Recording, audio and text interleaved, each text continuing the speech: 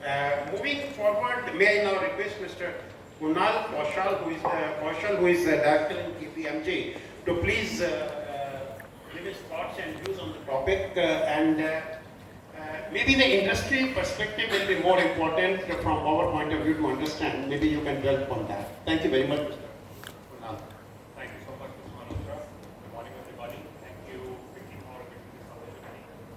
So, while the stage is set for what is happening across the globe, the type of illicit trade which is happening, and what is its impact on the economy.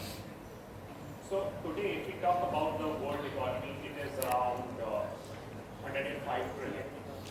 Out of which, if I talk about how much is that drained because of illicit trade, it is around 2.2 trillion USD. It is around 3.2% of the world economy. Now, what is happening there? This 3.2 trillion is equivalent to lot of world's economy of the various different countries. For example, Italy, Brazil, Canada. Their economies are lesser than this number. So that is the impact of illicit trade. Now, what is happening to all this money? This money is going in the terrorism. So, as what Mr.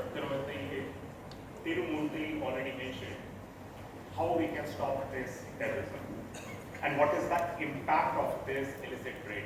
As Mr. Isija mentioned, this is leading to revenue loss, this is leading to social hazard, as well as it is also leading to safety, right? Now, how to action against it? We have the problem statement, we know this is the problem. What to do with it? What are the actions? The actions are, till now, everything was happening a lot on tip-offs, a lot on sample checking, but there has to be a much more scientific method in which we can stop all this. And that is where the new age technologies are playing a major role. Now, when we talk about new age technologies, let's bind it in three different bundles. Number one, which is infrastructure. Number two, it's technology. And number three, it's data. Let's talk a bit about number one, which is infrastructure. So when I talk about infrastructure, I'm talking about the IT infrastructure. Today we have immense IT infrastructure available because of the availability of cloud. Okay, the cloud ecosystem. You can say the petabyte scale ecosystem is very much available on cloud in a flip of a second. That's the scale what we are talking about. So, infrastructure availability, a very fine level infrastructure, okay, where we are talking about the high grade GPUs, graphical processing units, all those things are readily available. Anybody can use it. Okay, so is infrastructure a problem? IT infrastructure a problem? The answer is no. It is not at all a problem. That is available. Number two, when we talk about technology, is that a problem? While we have the most sophisticated technologies available today, whether we talk about artificial intelligence, whether we talk about machine learning, whether we talk about data science, whether we talk about data analysis, we have all those things readily available, right? So all the most sensitive technologies are very much available.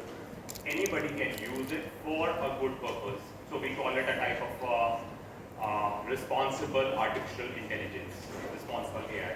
Okay, so anybody can use those technologies. It requires a little bit of technology training, which is also very much available today on YouTube or on, there are so many sites which are available. So, is technology a challenge? The answer is no. Technology is not a challenge to fight against illicit trade or for the counter-terrorism. Then what is the problem? Why we are not able to do it?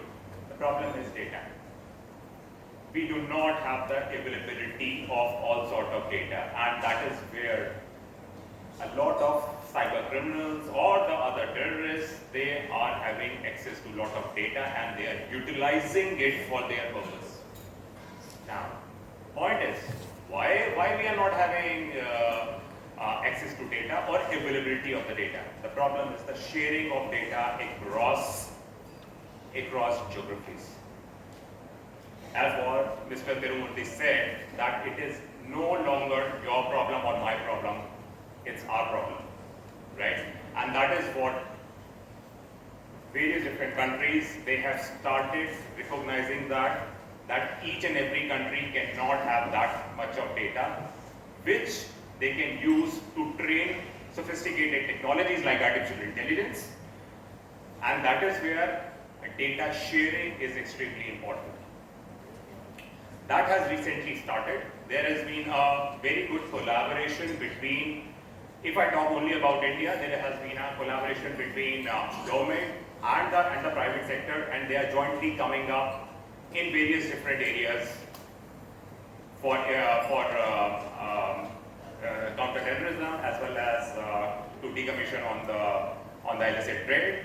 All these things, they are jointly working together. Even today, the public and private sector, they are very much working together, and in all the ways. For example, even if I talk about the space missions today, okay, both the sectors are working very much together. So that is the way forward, right? So one is to share the data between the private and public sector within the laws, within the periphery of the laws, that it should not be used for any of the offensive activities, or there are certain laws for the PII, which is personal identification information, that should not be shared. So, and that is how the usage of the data is happening.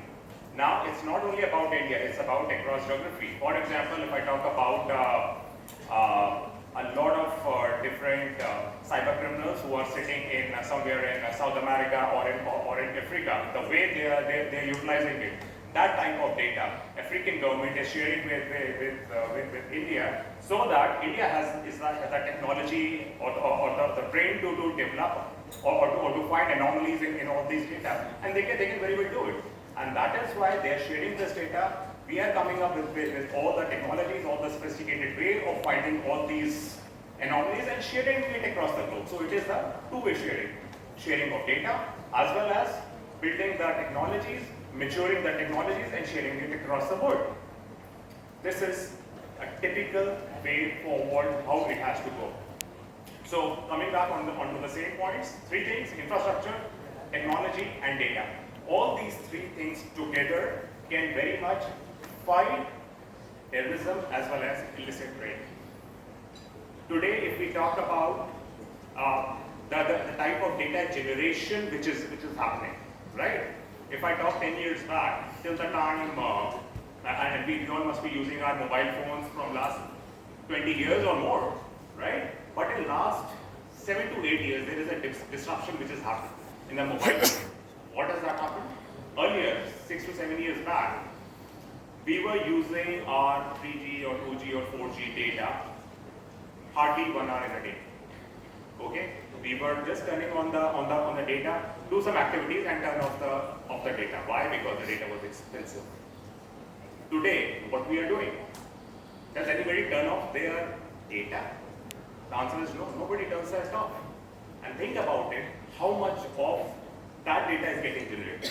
For example, whenever the data is turned on in your mobile phone, you are doing some other activity. It can be a WhatsApp, it can be a Facebook, or it can be any of the things. Okay, or you may be moving in your car, right? There is a data which is getting generated, and this data is getting recorded somewhere, right? So think about it. Each and every person, every second, what they are doing, where they are, what they are checking, all this data is getting generated and stored somewhere. Now, this data is stored, but can it be utilized for some good purpose? The answer is yes, right?